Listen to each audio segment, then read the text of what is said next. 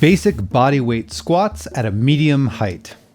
Take your feet about the same distance apart as your hips and turn your toes to point kind of forward. Some of you are going to have a more comfortable stance with your big toes a little inward, and some of you will have a more comfortable stance with your big toes a little out. That's okay. Our femoral shape, meaning the bones here of our thighs, are shaped differently, and some people's bones are literally twisted, and the same goes for your tibia, which is your lower leg bone here, and these bones can be twisted, and that means that your foot position is variable, and that is okay. However, one thing that we can all do to increase the power in our squat is to, regardless of where your feet are pointing, if it's a little in or a little out, just don't go way out because that's silly. But regardless of the foot position, what we can do is aim our knees to be a little bit wider than the toes.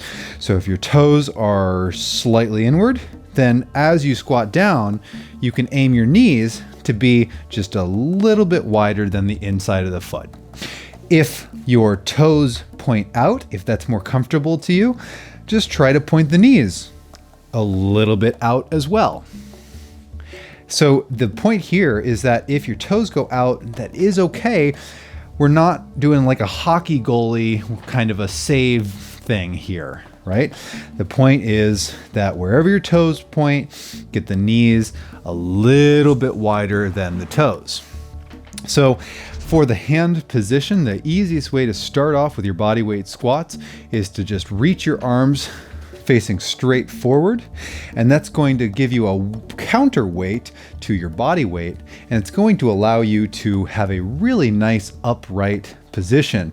If you choose to take your hands to your heart center or behind your head or something like that, it's perfectly fine. It's just going to be harder to maintain an upright posture. So I recommend you start with your hands out, and once you get used to doing your squats like this, then you can take your hands and do your squats with your hands behind your head or over the head or any other variation that you like. So feet under the hips, toes kind of forward, knees will go outside of the toes, and we'll get the hips to drop down to approximately the same level as the knees. Maintain an upright posture, hands forward, drop down, and then come back up. When you come back up, squeeze your butt. So at the top here, you're not just kind of locking at your knees, you're thrusting the hips, okay? This is a thrusting motion. So this is frankly, and sorry if this is, I'm trying to normalize human anatomy and human behavior, but this is the same kind of thrusting motion that you might make in the bedroom, and it strengthens the glutes. It makes sure that you explore your full range of motion, and it's an important motion to explore. So, hands forward, feet under your hips. Drop those hips down to about the level of the knees. Come up to the top and squeeze your butt cheeks, and that should give a little thrust at the top. Cool? Here we go.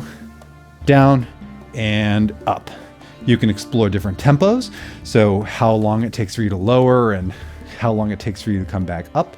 But I would recommend approximately a 2-second count down, pause for just a moment, and then come back up nice and quickly. So if you are doing repetitions, it might look like this.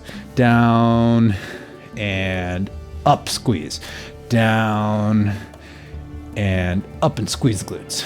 Down and up and squeeze the glutes. Okay, and I'll show you once from head on. Down and up and squeeze.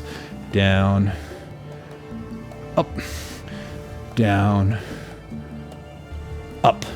Bingo. Enjoy.